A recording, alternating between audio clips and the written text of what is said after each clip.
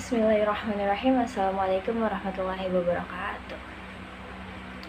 Alhamdulillahirrahmanirrahim. Wabihi nasta'in wa ala umuri dunya waddin. Wassalatu wassalamu ala asrofil anbiya wal mursalin wa ala alihi wa sahbihi ajmain amma ba'du. Alhamdulillahirrahmanirrahim. Di kesempatan kita pada kali ini saya akan sedikit membahas tentang kesehatan mental dari perspektif Islam. Nah, mungkin dari sini juga belum banyak yang tahu ya kesehatan mental dari perspektif Islam gitu. Nah, di sini saya akan sedikit menjelaskan tentang kesehatan mental dari perspektif Islam. Merupakan suatu kemampuan dari individu dalam mengelola fungsi-fungsi kejiwaan dan terciptanya sesuatu dengan diri sendiri, orang lain maupun lingkungan sekitarnya secara dinamis berdasarkan Al-Quran dan As-Sunnah sebagai pedoman hidup menuju kebahagiaan dunia dan akhirat.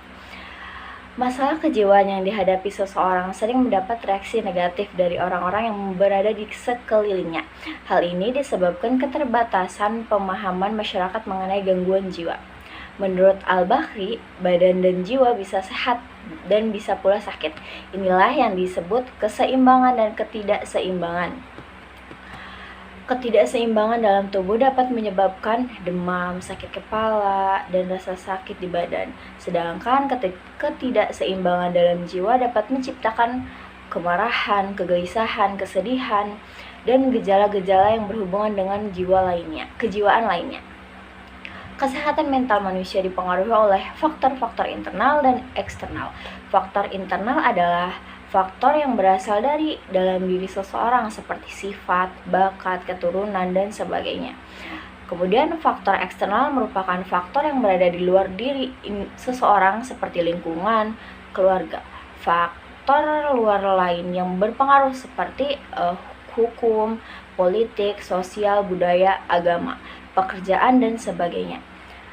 Faktor eksternal yang baik dapat menjaga mental seseorang, namun faktor eksternal yang buruk atau tidak baik dapat berpotensi menimbulkan mental tidak sehat. Nah, apa saja sih gitu tuh karakter mental yang sehat?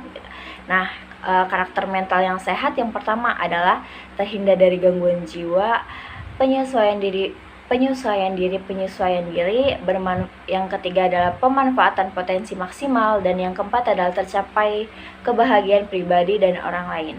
Kemudian ada juga ciri-ciri nih ya, ciri-ciri mental yang tidak sehat apa aja sih gitu. Nah, yang pertama perasaan tidak nyaman, yang kedua perasaan tidak aman, yang ketiga kurang memiliki rasa percaya diri, yang keempat kurang memahami diri, yang kelima kurang mendapatkan kepuasan dalam berhubungan sosial, yang keenam ketidakmatangan emosi, yang ketujuh kepribadiannya terganggu. Kemudian mungkin di sini juga pada tahu gitu kan, fitrah manusia sebagai makhluk ciptaan Allah Subhanahu wa taala ialah manusia diciptakan mempunyai naluri beragama, yaitu naluri tauhid. Agama sebagai terapi kesehatan mental dalam Islam sudah ditunjukkan secara jelas dalam Al-Quran. Di antaranya yang membahas tentang ketenangan dan kebahagiaan adalah dalam Quran surat Ar-Ra'd ayat 28, yang artinya yaitu orang-orang yang beriman dan hati mereka menjadi tentram dengan mengingat Allah. Ingatlah, hanya dengan mengingat Allah lah hati menjadi tentram. Astagfirullahaladzim. Kemudian ketika manusia merupakan sang maha pencipta dan kehilangan good vibes-nya gitu, kehidupan jadi hampa. Menjauhkan diri dari sang pencipta berarti mengosongkan diri dari nilai-nilai imani. Ajaran Islam memberikan tuntunan kepada manusia dalam menghadapi cobaan dan mengatasi kesulitan hidupnya, seperti dengan cara sabar dan sholat.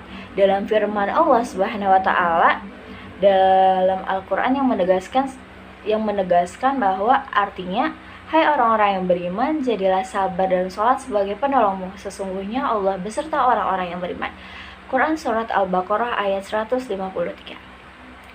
Pada umumnya, sabar sering diartikan sebagai keteguhan hati dalam menghadapi cobaan dan kesulitan, serta keuletan menghadapi cita-cita. Ajaran Islam mengajarkan penghayatan nilai-nilai ketakwaan dan keteladanan yang diberikan Nabi Muhammad SAW. Ajaran Islam memberikan tuntunan kepada akal agar benar dalam berperilaku atau berpikir melalui bimbingan wahyu, yaitu kitab suci Al-Quran. Tuntunan ajaran Islam mewajibkan bagi manusia mengadakan hubungan yang baik kepada Allah Subhanahu wa taala, orang lain maupun hubungan dengan alam dan lingkungan sekitarnya. Nah, peranan agama Islam juga dapat membantu manusia dalam mengobati jiwanya, mencegahnya dari gangguan kejiwaan serta membina kondisi kesehatan mental. Dengan menghayati dan mengamalkan ajaran-ajaran Islam dapat memperoleh kebahagiaan dan kesejahteraan dalam hidup di dunia maupun di akhirat.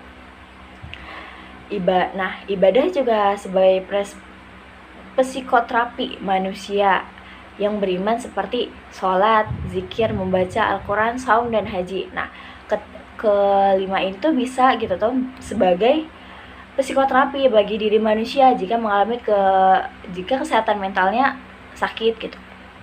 Kemudian kesimpulan dari kesehatan mental menurut perspektif Islam ini adalah kesehatan mental terhindarnya seseorang dari keluhan dan gangguan mental baik berupa neurosis maupun psikosis, penyesuaian diri terhadap lingkungan sosial.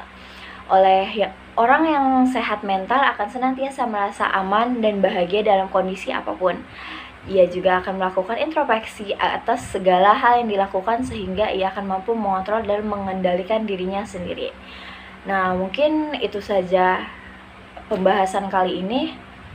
Semoga dapat bermanfaat dan ini sebagai ilmu untuk kita semua.